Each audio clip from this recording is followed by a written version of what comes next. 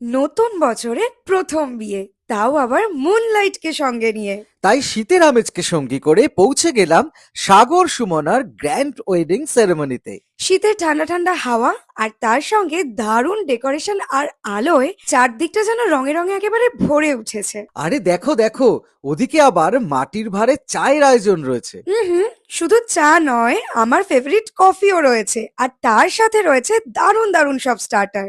তাই তো, চিকেন কাবাব, chicken tandoori, fish ball, আরো কত কিছু। তবে জানো তো, মুনলাইটের মকটেলের না একটা অদ্ভুত টান আছে। হোক শীতকাল, তবু আমাকে তো একবার নিতেই হবে। ওদিকে মেইন কোর্সের সব খাবারও রেডি, গরম গরম ধোয়া ওঠা খাবার দেখে কি আর ওয়েট করে থাকা যায়। তাই শুরু করলাম গরম তুলতুলে বেবি নান, নবরত্ন কোরমা আর ফিশ বাটার ফ্রাই দিয়ে। বেবি নানের সাথে শীতকালীন সব সবজি আর পনির দিয়ে নাবরাতন কোরমাটা কিন্তু দুর্দান্ত হয়েছিল। এদিকে স্যালাড দিয়ে ফিশ বাটার ফ্রাইটাও কিন্তু জাস্ট জমে গেছিল। এবার পালা পোলাও, চিকেন কষা, পিস রাইস আর মাটন কষার। মুনলাইটের খাবার, তাই কোনটা ছেড়ে কোনটা খাবো বুঝতে না পেরে সবকিছুই অল্প অল্প নিয়ে নিলাম। কি ভাবছো, পোলাও চিকেন কষা খেয়েছি বলে মাটনটা কম খাবো?